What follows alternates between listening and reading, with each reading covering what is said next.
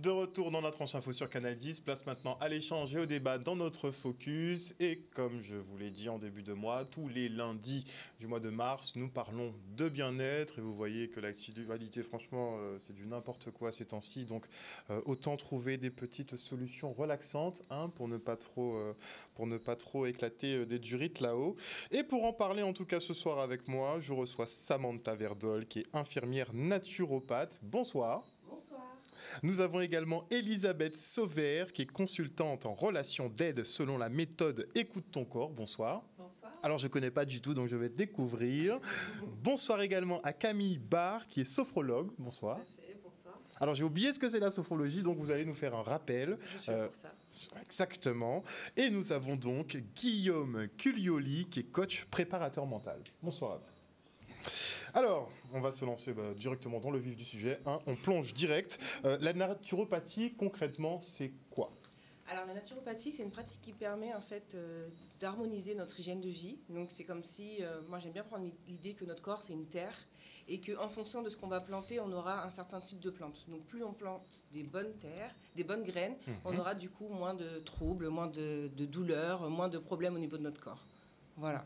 Et donc du coup, on utilise l'alimentation, le sport, le sommeil, la micronutrition, la relaxation. Voilà, c'est vraiment un ensemble d'habitudes de vie qui, en fonction de la problématique de la personne, qu'on va recalibrer pour permettre d'éviter d'avoir... Donc on est sur du sur-mesure.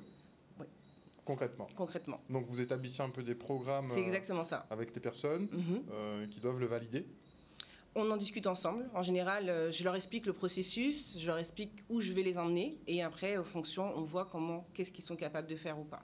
Mais il y a toujours un petit challenge quand même pour pouvoir un peu se dépasser parce que des fois, on veut changer ses habitudes, mais au final, quand on arrive devant le moment de le faire, il y a des résistances. C'est difficile de changer ses habitudes. Mais voilà. Est-ce qu'on change vraiment ? C'est même ça la question. Oui. On peut évoluer. On peut évoluer parce que forcément, ça arrive toujours à un moment où on a une problématique à régler qui dure depuis longtemps, on n'a pas trouvé de solution, il y a des choses qui se répètent. Donc je pense qu'à un moment donné, on a envie de changer ou de trouver la solution. Et si la solution, elle vient grâce à... Des fois, c'est une petite habitude, des fois, c'est pas grand-chose, mais ça permet déjà de révolutionner en fait le quotidien de la personne. Parce qu'on a Monsieur Culioli qui est aussi présent sur le plateau, donc qui est coach préparateur. Donc on est un peu dans le même esprit. Mais effectivement, quand on fait appel à un coach, c'est qu'on veut se contraindre, on veut se forcer en fait. C'est ça ? Pas forcément, non. C'est l'idée peut-être de se connaître, comprendre pourquoi. Alors, je suis orienté vers les sportifs principalement. Ça peut être tout autre public. Et en fait, c'est souvent des personnes qui sont là pour essayer de comprendre pourquoi tel objectif qu'elles veulent atteindre n'est pas justement atteint et quels sont les freins qui sont là en place alors qu'il y a une grande motivation ou en tout cas des choses fortes qui poussent les personnes à se dépasser parce que j'accompagne des personnes qui sont en équipe de France ou mais elles ont un but. Le but, il est clairement défini. Il y a la compétition assurée derrière, donc il ne faut pas se louper. Il y a ça, mais souvent c'est juste la partie de l'iceberg que l'on voit, le résultat. Et souvent on veut atteindre la gloire, on va dire ça comme ça, pour se valoriser certaines choses. Alors ça va dépendre de chaque personne, c'est de l'individuel aussi. Et l'idée justement, c'est d'aller identifier ce petit truc que l'on veut à tout prix en fait atteindre. Une validation des parents, un dépassement propre à soi-même, ou tout simplement un rêve en fait que l'activité sportive et le championnat ou le prix qu'on peut gagner peut-être monétairement derrière peut nous permettre d'atteindre ce rêve en fait, et ce rêve qui peut avoir rien à voir en fait avec la compétition ou le sport en elle-même. Et c'est quelque chose qui rejoint un peu toutes les pratiques, je pense, que chacune et moi-même utilisons pour toujours apprendre à se connaître, parce que c'est en apprenant à identifier aussi bien ses points forts que les petits trucs qui peuvent nous faire trébucher qu'on va pouvoir, là dans mon domaine, performer, en tout cas aller toujours vers un peu plus de performance, de réussite ou de rêve en tout cas. Donc on est toujours dans ce cadre-là, faire en sorte que la personne se connaisse Voilà, mieux. c'est ça. C'est vraiment pouvoir écouter son corps, en fait. Parce que des fois, on va revenir sur l'alimentation, on s'entête à manger certains aliments sans prendre le temps de voir qu'est-ce qui se passe à l'intérieur de nous. Et des fois, c'est cet aliment-là qui crée les troubles. Mais des fois, on s'en rend même pas compte. Oui, on s'en rend pas compte, mais justement, en fait, on s'en rend compte, sauf qu'on s'écoute pas. C'est-à-dire que des fois, on va manger quelque chose, on va dire « Ah, je me sens un peu lourde ». C'est déjà un signe. Ou « Je me sens fatiguée ». C'est un autre signe. Mais sauf que c'est tellement entré dans une habitude ou de se sentir peut-être fatigué après manger que « Ah, mais c'est parce que je viens de manger un gros plat ». Mais en fait, non, peut-être que dans le plat, il y a quelque chose qui est trop lourd et qui est trop long pour soi à digérer.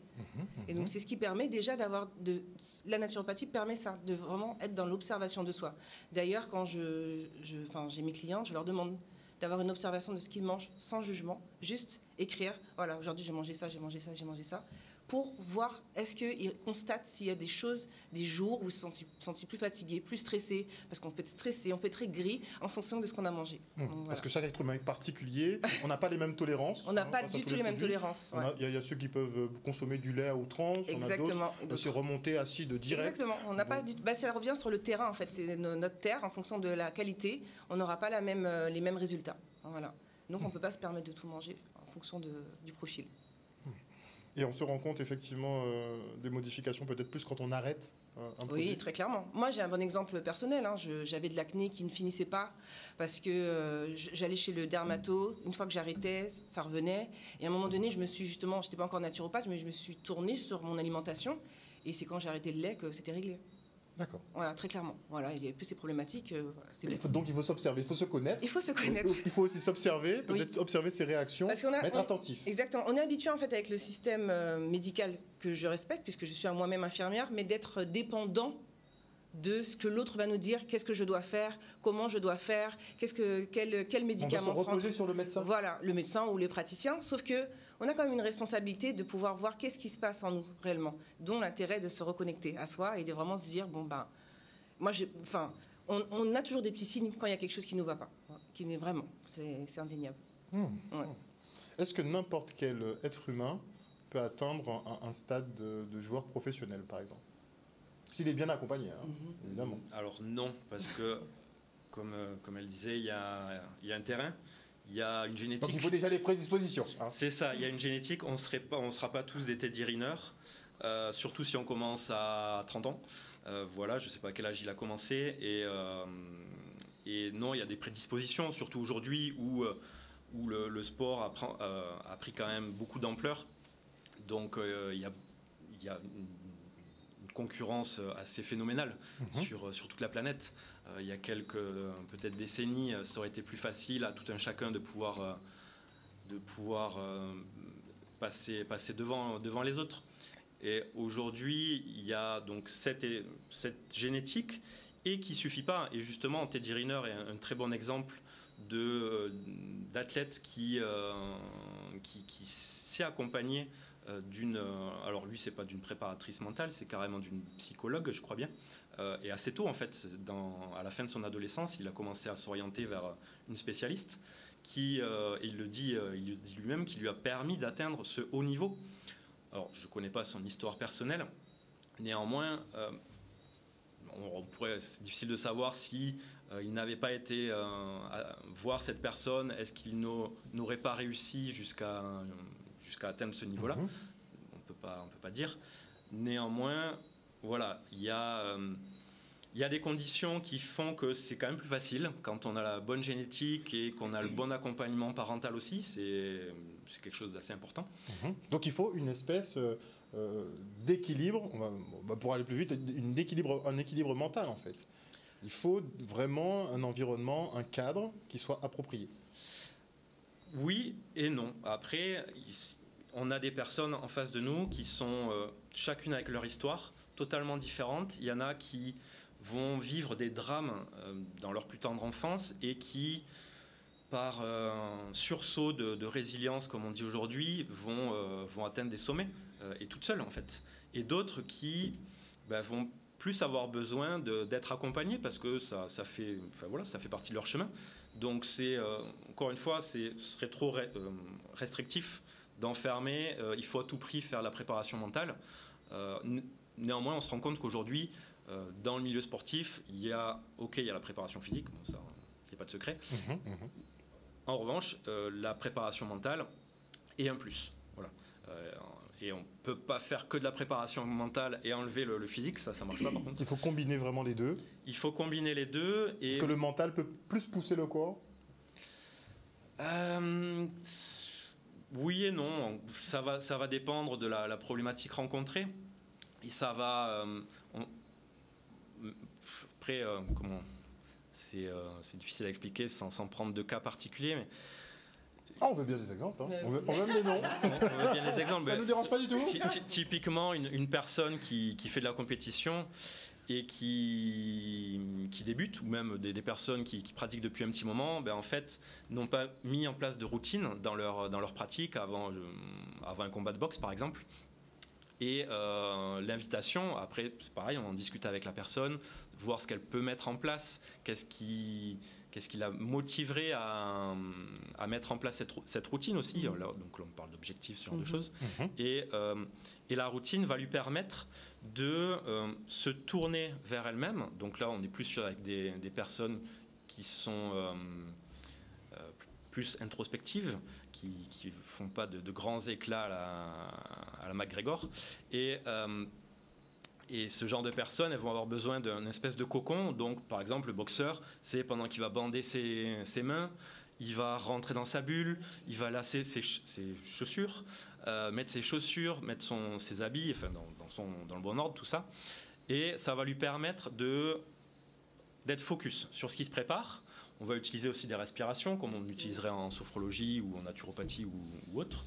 Et pour permettre un état, la respiration va lui permettre d'atteindre un certain état. Donc, soit de la détente, avant, on va dire, une demi-heure, 3/4 d'heure avant le match, et 20 minutes, un quart d'heure avant le début du match, on va utiliser un autre style de respiration pour déclencher une espèce de moteur, de dynamique, qui va lui permettre de rentrer sur le ring, là toujours avec le boxeur, avec engagement et volonté. Et donc voilà, après c'est des exemples, il y en aurait plein. Donc, bien manger, préparation mentale. On a aussi, avant d'en venir à la respiration, puisque j'ai compris, hein. Donc c'est vraiment exercice pour la respiration. On va passer sur l'écoute du corps, puisqu'on rejoint un petit peu la naturopathie finalement. Exactement, je pense que la transition est très belle, puisqu'elle en a bien parlé, justement, écouter son corps. Donc voilà, Élise Bourbeau en fait a créé donc une école qui s'appelle Écoute ton corps, puisqu'elle a découvert, elle a fait une synthèse de toutes ces découvertes, en précisant en fait que l'homme qui vient sur Terre avec 5 blessures principales. 5 blessures dont le rejet, l'humiliation, les blessures de l'âme. Les 5 blessures de l'âme, l'injustice, la trahison et l'abandon. Et donc, en fait, selon Écoute ton corps, donc, le fait de ne pas répondre aux besoins, lorsque les besoins ne sont pas comblés, les désirs et les besoins ne sont pas comblés durant l'enfance. Donc, du coup, on va créer ce qu'on appelle des croyances dans l'enfance. Et donc, on va grandir avec des masques qu'on aura portés pendant cette croyance-là. Et tout le long de notre vie, donc tout le long de notre apprentissage, puisque le but est de devenir sage, le but de l'homme est de trouver justement l'amour de soi, la reconnexion à soi, donc le but, justement, c'est de pouvoir guérir et apprendre pour arriver justement à sa sagesse. Donc, par des techniques simples de décodage des questions, il y a un accompagnement, en fait, qui peut décrire à la fois le malaise, puisque les 3 corps sont totalement liés entre le corps donc physique, mental et émotionnel. Donc, dès qu'il y a un déséquilibre dans l'un des corps, alors le physique, forcément, c'est l'alerte.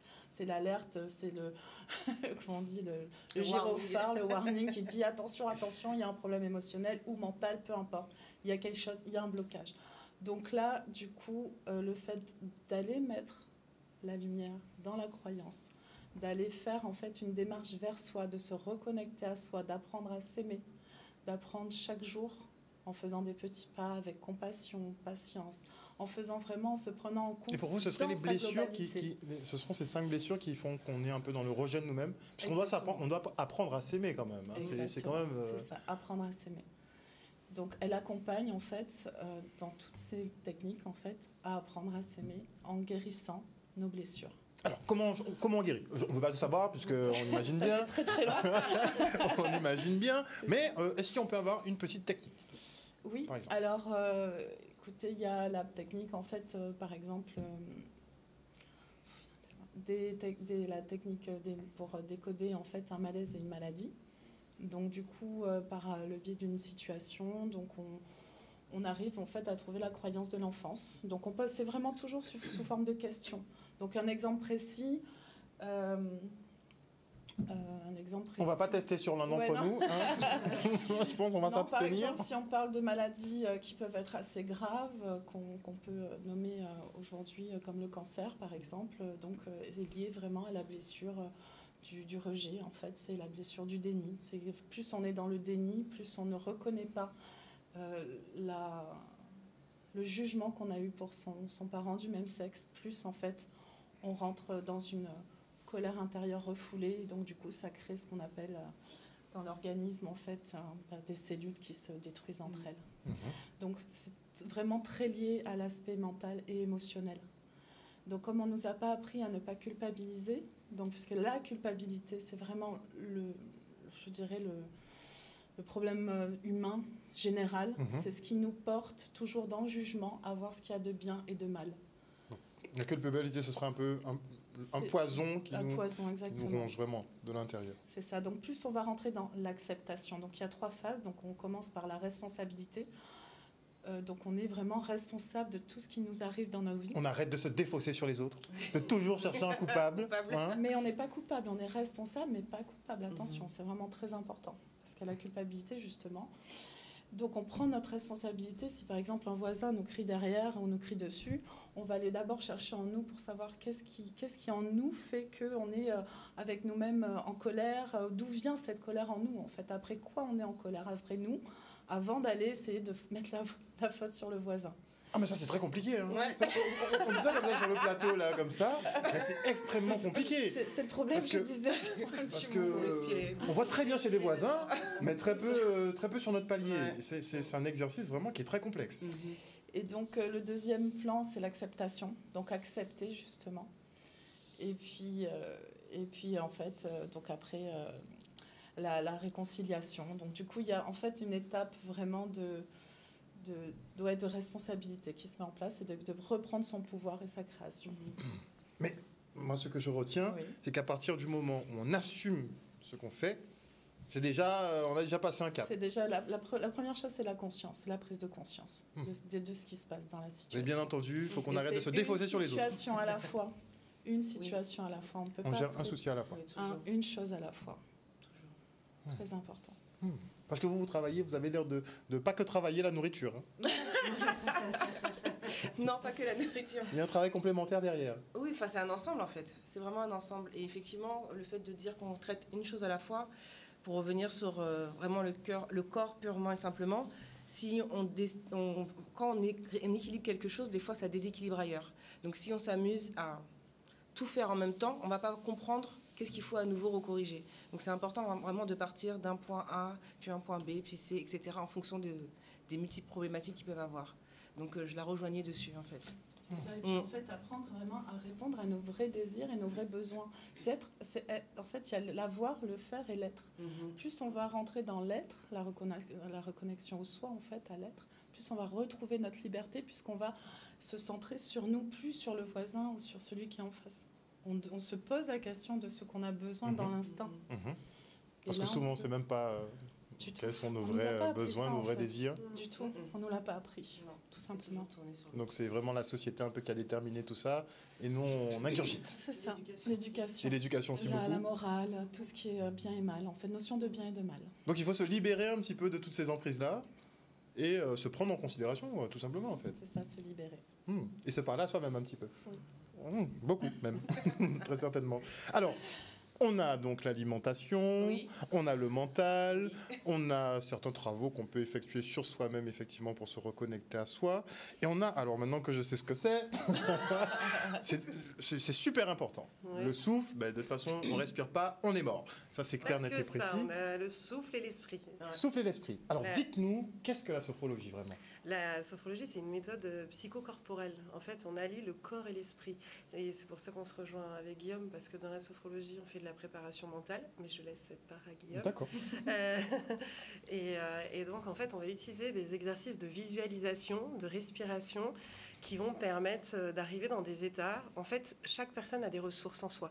On les a tous. Il y a bien un moment dans nos vies où on était détendu, où on a été heureux, où on a été plutôt dans l'action, par rapport à ce que disait Guillaume tout à l'heure, d'être dans l'action pour un événement, etc. Donc ces ressources, on les a tous en nous. L'idée de la sophrologie, c'est d'aller chercher ces ressources-là par des visualisations, par des exercices aussi de dégager des tensions, des choses comme ça qui vont être on appelle ça des irtères, c'est des contractions volontaires du corps. Et en fait, tous ces exercices vont nous amener à un objectif, une intention de séance, puisqu'en fait, en sophrologie, on fait des protocoles qui durent entre 8 et 12 séances, et pour arriver à un objectif. Être apaisé, se sentir détendu ou être stimulé, s'affirmer aussi, on n'y pense pas. Et je rejoins vraiment tout le monde parce que vraiment nos pratiques sont hyper complémentaires. Donc j'étais oui avec ma tête pour tout le monde, mais parce que c'est exactement ça. Le fait que... En même temps, il y a beaucoup de machines qui sont connectées dans le Tout corps à fait. humain. Donc, Tout à il fait. faut On travailler un peu réalise tout. on le réalise aujourd'hui à quel point c'est important. On réalise à quel point s'écouter au niveau du corps est important, s'écouter au niveau de l'esprit est important. Et en fait, c'est toutes des pratiques qui permettent, mais des choses qui étaient impensables avant. Sur l'idée d'avoir des gens qui étaient complètement renfermés, qui sortent de chez eux, des enfants qui sont introvertis et qui arrivent à communiquer. Enfin, on arrive vraiment dans des choses merveilleuses. Alors, vous avez fait état un peu de deux étapes. Donc, la visualisation et un peu dégager des tensions. Oui, alors, on fait des exercices de relaxation dynamique. On va axer une intention, un geste et une respiration. Il faut savoir que la respiration, c'est très primaire. C'est automatique, hein. C'est automatique, mais on ne respire pas bien. Et la sophrologie, c'est aussi réapprendre à respirer. Et comment se fait-il que la machine fonctionne mal? Nous, on a déréglé, c'est nous qui l'avons déréglé? Bien sûr. Mais c'est la société. On dit tout le temps, il faut rentrer le ventre, c'est pas... Mais en fait, pas du tout. Si je peux dire quelque chose à tout le monde, c'est non, lâchez votre ventre. La meilleure respiration, et oui, la posture est meilleure comme ça. Oui, mais c'est pas... Effectivement, c'est alors, pas... on peut se tenir droit, ça n'empêche pas de se tenir droit. Mais relâcher le ventre, parce qu'en fait, au niveau organique, on compresse le sternum, qui est quand même tout ce qui est émotionnel, etc. Donc, il n'y a rien de bon là-dedans. Donc l'idée, c'est vraiment d'aller redétendre le ventre. La respiration, normalement, primaire animale, c'est la respiration ventrale. Et nous, on respire beaucoup, vous voyez, avec le thorax, automatiquement. Et en fait, c'est la base. Et on se rejoint tous dessus. Quand on est dans une peur, la base, on va faire... On coupe la respiration. C'est vrai, on envoie un message au cerveau en se disant il y a un danger. Donc le corps va se contracter, les organes vont se contracter, le cœur va s'accélérer. Et donc plus on va entretenir ça, et plus on va arriver dans une situation de stress jusqu'à faire des crises d'angoisse, des choses comme ça. L'idée, c'est de revenir à sa respiration, déjà à la base, et d'arriver dans une respiration contrôlée, en douceur, en fonction de ce qu'on recherche. Parce que par exemple, Guillaume, avec les sportifs, il va rechercher quelque chose de stimulant, donc il va faire une respiration stimulante. Et par contre, sur quelqu'un qui veut se détendre, se calmer, on va arriver sur des respirations qui vont être douces, tranquilles, etc. Vous avez un exemple que j'ai mis, prenez-le en photo, vous pouvez le faire, qui s'appelle la respiration carrée. Et le principe, c'est vraiment de respirer sur 4 secondes, de bloquer sur 4 secondes, souffler sur 4 secondes et expirer sur 4 secondes. Et de le faire 4 fois, de faire le carré entier 4 fois. Et déjà, juste ça, par exemple, des personnes qui ont des problèmes d'endormissement, ça aide à stopper le mental et à arriver sur un corps qui se relaxe, qui se détend. Donc la respiration est miraculeuse. Donc la respiration qui est mécanique, on va dire, c'est animal, c'est normal. Finalement, elle peut être perturbée par nos états émotionnels. Tout à fait.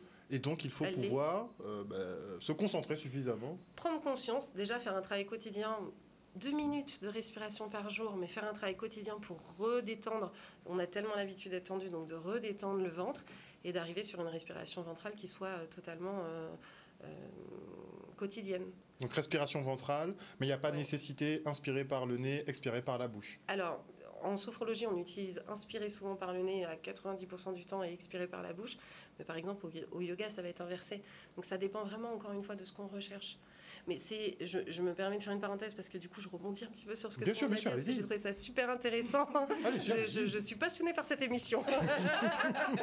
Et j'ai trouvé ça super intéressant, mais c'est exactement le cas. C'est-à-dire qu'aujourd'hui, la société, l'éducation, en général, hein, je parle des parents, etc. Mais l'idée, c'est aussi que chaque personne se retrouve comme il est lui et pas ce qu'on lui a imposé d'être, en fait. Et souvent, les personnes que je rencontre dans mon cabinet se retrouvent en fait à ne plus savoir qui ils sont vraiment et à vouloir tendre vers quelque chose mais qu'ils ne sont pas. Et le jour où ils arrivent à retrouver qui ils sont juste par des exercices de base, de respiration, et puis après du travail aussi sur tout ce qui était... aide-moi. Oui. De prise de conscience. Voilà, de prise de conscience, etc. fait que ils arrivent à un alignement où ils se sentent bien comme ils sont eux et pas comme ils ont voulu qu'on projette sur eux ou pas comme eux se sont projetés par rapport au regard de quelqu'un. Et c'est ça l'idée. L'idée, c'est de revenir soi comme on est nous. Chaque être né, vous regardez un bébé, il naît avec son caractère, sa personnalité. Et en fait, c'est en évoluant, en grandissant, qu'on se rend compte qu'on se formate à des idées, il ne faut pas être comme ci, il ne faut pas être comme ça, alors que l'idée, c'est d'être soi. Et d'accepter ses qualités et ses défauts. Oui. Moi, mon travail, c'est pas de rendre les gens parfaits. Mon travail, c'est qu'ils s'acceptent comme ils sont, avec leurs qualités, leurs défauts, et qu'ils se sentent alignés là-dedans, et que ça soit OK. Et plus ils seront OK, et plus ils seront apaisés. Mais vous, toutes les trois, vous êtes vraiment sur l'acceptation de soi. Oui. Bon, lui, il est un peu plus sur la performance. Bon, ils peuvent pas... Si, justement, il y a une grande part d'acceptation de soi, parce que justement, le sportif qui va identifier à l'aide de son coach, de son entraîneur, que, je sais pas, un footballeur qui a du mal à faire des passes longues, il va bloquer sur le truc de j'ai pas cette compétence-là. Et l'idée, ça va pas être de travailler à fond ce point faible. Ça va être, ok, tu as ce point faible, mais regarde tous les points forts que tu as. Et ok, on va renforcer les points forts jusqu'à une certaine limite, parce qu'à un moment donné, ça bloque. Et ce point faible, on va voir comment on peut mettre en place plein d'autres choses à côté pour que... tes points forts viennent supporter ton point faible en fait. Et l'idée, c'est justement d'aller accepter, enfin d'aller regarder qu'est-ce qui fonctionne, qu'est-ce qui ne fonctionne pas. C'est souvent, l'analogie du sport est très parlante, je trouve. On fait souvent des débriefings après un match, après une compétition, après une émission, j'en sais rien. Et on va aller regarder tous les trucs qui ne vont pas. Souvent, c'est ça. Oui. Et bon, ok, c'est bien, mais au bout d'un moment, c'est bien aussi d'aller analyser tous les trucs qu'on a réussi à bien mettre en place. Mais on a tendance à focaliser un peu plus sur le négatif que le positif. Hein. C'est ça. Justement, je voudrais revenir sur quelque chose de très intéressant. Et je voudrais juste appuyer sur le fait que nous, l'idée, c'est de pouvoir vraiment accepter d'être ce que l'on ne veut pas être pour être ce que l'on veut être. Ça, c'est l'adage vraiment qui met tout le long de la thérapie. Reprenez-le, s'il vous plaît. Accepter d'être ce que l'on ne veut pas être pour être ce que l'on veut être. C'est-à-dire, je viens sur les défauts. Admettons, j'ai un défaut, je suis menteuse, d'accord, ou je suis violente. Admettons, on prend ça pour un défaut. Si je n'accepte pas d'être occasionnellement violente avec moi-même, je ne vais pas forcément le faire, je ne vais pas aller frapper quelqu'un forcément, je le suis avec moi d'une manière où je me mens à moi-même déjà. Il ne faut pas être dans le déni en fait.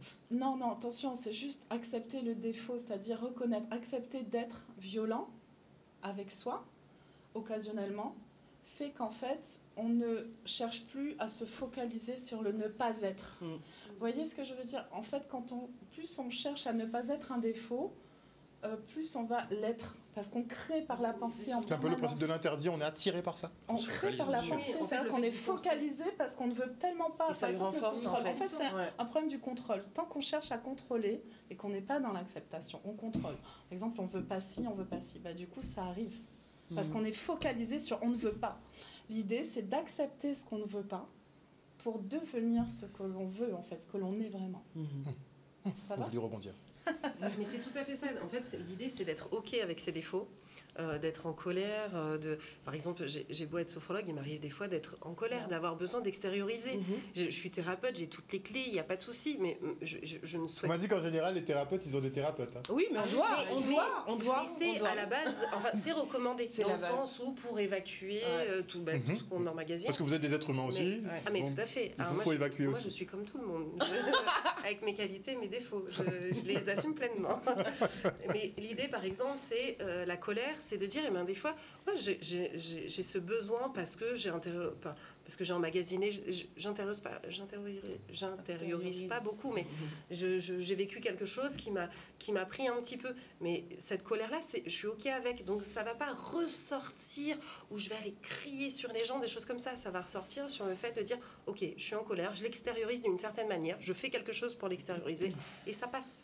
Alors je rebondis tout de suite là-dessus parce que je trouve ça super intéressant. Installer un coin colère à la maison, quoi. C'est un truc vraiment. Mettre un punching ball ou même un matelas ou quelque chose. Encore une fois, il y a des techniques vraiment importantes. Mais encore une fois, on vit dans une société où on vous dira être violent, c'est mal. Justement, casser des choses, c'est mal. En acceptant d'avoir la colère. Oui, ça peut libérer, mais tout le monde a des émotions, bien sûr, on en aura toujours. Donc, quand l'émotion de la colère arrive, un des ateliers justement intéressants, c'est de pouvoir apprendre à la gérer, à l'appréhender et à la transformer de manière constructive. Donc, de manière constructive, c'est déjà va sortir ta colère. Ne la garde pas. Et une fois que tu as conscience que tu peux la sortir, après, là, tu commences à transformer et là, tu comprends qui tu accuses et pourquoi et quelles sont tes peurs. Et du coup, mais ça se transforme en énergie positive, en fait. Dans un cadre, quand même. Juste, je peux faire un parallèle avec le sport. Notamment la colère ou d'autres émotions qui peuvent être fortes à l'intérieur de nous. Une des recommandations qu'on fait souvent aux sportives et sportifs que je peux rencontrer, c'est justement, ils viennent de vivre quelque chose de dur, ils ne savent pas quoi en faire, et la plupart ont la fâcheuse idée d'aller mettre, si je reprends un boxeur, d'aller mettre ça dans un combat de boxe. Il va utiliser sa colère, toute sa fureur pour aller fracasser la personne en face de lui. Sauf qu'en fait, cette fureur, alors, elle va s'exprimer, ça, il n'y a pas de souci. Sauf qu'elle a un temps limité, en quelque sorte, d'expression. Et souvent, ça risque... Alors, celui en face... Ça ne dure pas 3 rounds, quoi. Voilà, celui en face, il risque de souffrir, ça, il n'y a pas de souci. Mais celui qui est porteur de cette colère va aussi en payer le prix, en fait.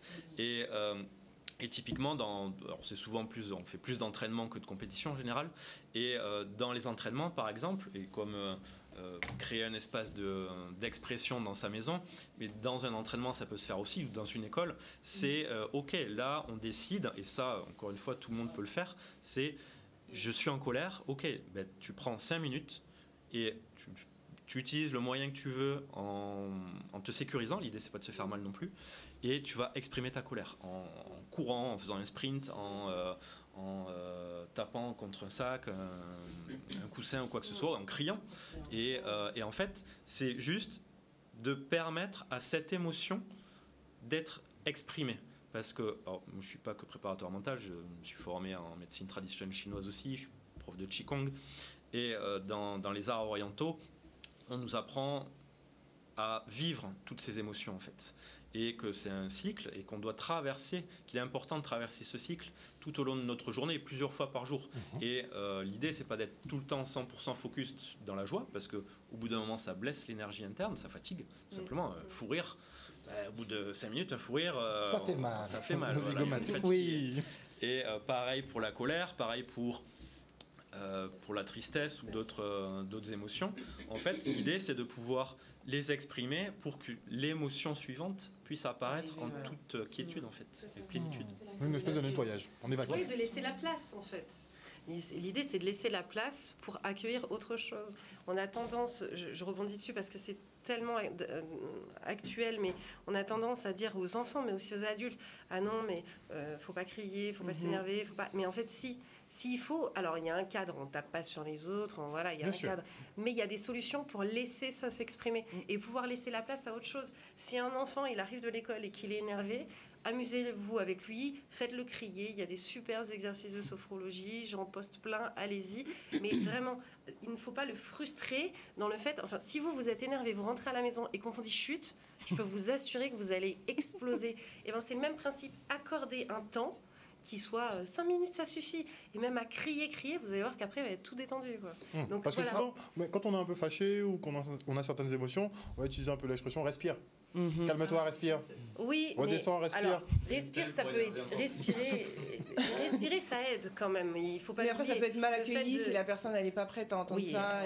Mais on est d'accord que la respiration peut aider quand même à descendre de son côté. Mais après, c'est peut-être pas la chose à dire tout de suite, voilà. Mais ce qui est intéressant, c'est de souligner, c'est vraiment que chaque émotion a un message précis. Donc c'est bien de s'autoriser à les vivre pour comprendre qu'est-ce qui m'arrive là, pourquoi je suis triste, qu'est-ce que je perds, pourquoi je suis en colère, qu'est-ce qui me met dans une forme d'injustice. Toutes ces choses-là qui font que c'est pas là pour rien en fait. Et souvent, pour revenir sur la colère, c'est un peu ça fait partie des émotions qui sont un peu entre guillemets diabolisées parce qu'il faut pas être en colère. Mais en fait, ça sert même à comprendre qu'on passe un cap, qu'il y a quelque chose qui se passe. Donc pour les enfants, c'est intéressant du coup, même de les amener à se dire, voilà, pourquoi tu ressens ça ? Est-ce que tu sais pourquoi tu ressens ça ? Qu'est-ce qui t'a ébranlé à ce moment-là ou pas ? Donc au lieu de faire fi de l'émotion, il faut prendre le temps de l'observer, de la comprendre. Toujours. Pour savoir quand ça réémerge. Exactement. Peut-être essayer de cibler, c'est ça. Voilà, et des fois, il y a des choses qui sont similaires, et même si ça ne prend pas la même forme, et ça peut faire appel, du coup, à une des blessures qu'on peut avoir et qui se réveille par rapport à cette émotion. Voilà. En gros, il faut connaître ses blessures de l'enfance. Ouais, ça, c'est la base. Ça, c'est la base. En fait, puisqu'on dit que tout date de l'enfance. Ce qui est intéressant, c'est qu'on porte la principale dans le corps. C'est-à-dire que tout le monde a les 4 blessures. Certains ont les 5. Je pourrais rentrer dans les détails. Mais en tous les cas, l'idée, c'est d'être sûr qu'on a les 4 blessures, mais il y en a une qui est principale, c'est-à-dire qu'elle va être un peu plus forte que les autres. Ça définit un peu nos caractères, d'ailleurs. Exactement. Oui. Beaucoup de choses. Hein. Mais on doit apprendre à se connaître. Oui. C'est fondamental. Oui. Après, aujourd'hui, on y vient quand même. Je trouve que on en parle depuis quelques années, mais c'est vrai que... On en parle, et puis même moi, je travaillais en entreprise. En entreprise, c'était pas du tout ouvert à ça.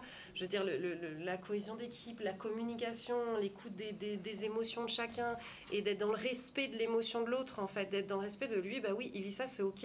Et de dire que on n'est pas visé, ça nous appartient pas. Et en fait, quand on est centré, on sent bien que ça nous appartient pas, et que l'autre a le droit de vivre son truc. Donc, en entreprise, enfin, je veux dire, aujourd'hui, mais dans la médecine également. Moi, je travaille avec des gynécologues, des biologistes, où vraiment, il y a une cohésion aujourd'hui au niveau des praticiens, que ça soit dans le paramédical, médical, qui commence à être super intéressante. Disons qu'on rattrape notre retard justement sur les Asiatiques, puisque eux, ils sont bien. de tout temps, en fait, ils ont toujours combiné médecine traditionnelle et sciences scientifiques. Ils ont toujours combiné, et on soigne l'âme, on soigne le corps, mais on soigne les 3 corps, je crois. On soigne toujours les 3 corps et pas qu'un seul. On s'est focalisé beaucoup en Occident sur le physique, alors qu'effectivement, il faut tout traiter. Sur la science surtout. Et les Chinois, en l'occurrence, parce qu'ils ont quand même travaillent beaucoup là-dessus, c'est malgré tous les côtés négatifs, on pourrait dire, qu'ils ont, ils ont quand même développé cette capacité à accueillir la médecine occidentale, à l'étudier, à faire qu'elle soit la leur et à la combiner avec leur médecine ancestrale plutôt que de scinder les deux. Et même si à l'époque de Mao, ils ont évincé une grande partie de la tradition ancestrale, ils ont quand même petit à petit combiné traditionnel et... Ils ont réussi à faire quand même un beau mariage entre les deux, qui fait qu'on peut être hospitalisé, mais avoir comme accompagnant je veux dire, je préférerais être hospitalisé dans un grand hôpital chinois que l'hôpital français. Oui. On prend plus en compte l'être humain à ce stade-là. On ne critique pas, mais c'est vrai qu'on voit plus ça de manière complémentaire plutôt que, comme vous dites, scinder les 2 types de médecine. Et effectivement, les gens, ça les perturbe puisqu'ils ont l'impression que leur corps ne marche pas finalement avec leur esprit. Et qu'on peut choisir surtout, par rapport justement aux hôpitaux en Chine, on peut choisir de s'orienter vers les plantes traditionnelles, vers de l'acupuncture, faire les deux, prendre en même temps de l'allopathique, aller voir un médecin de l'esprit et faire le tout.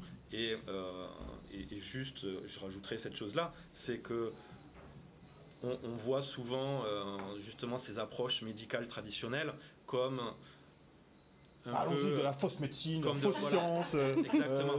Et en fait, ce qu'on oublie souvent, c'est que quand on va voir par exemple un acupuncteur, ou un masseur traditionnel chinois qui va venir faire un travail sur les organes, ben, ces personnes-là, les thérapeutes qui donnent ces soins, qui prodiguent ces soins, vont toujours donner des conseils de vie, comme un naturopathe en fait. Au final, on va amener le client à prendre conscience de ben, s'il y a ça, c'est peut-être qu'il y a cette problématique-là à aller voir.